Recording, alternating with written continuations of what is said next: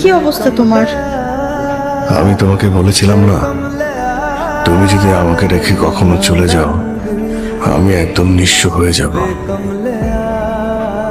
একেবারে শূন্য হয়ে যাব।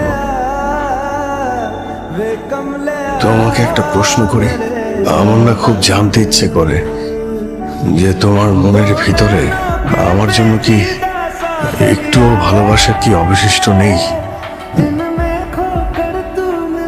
থাক, এই যে তোমার চোখ দিয়ে দু এক ফোঁটা পানি পড়লো, এতেই আমি বুঝে গেছি যে কিছু একটা আছে।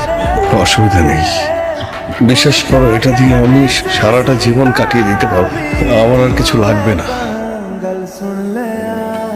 আমি এই শহর ছেড়ে চলে যাব।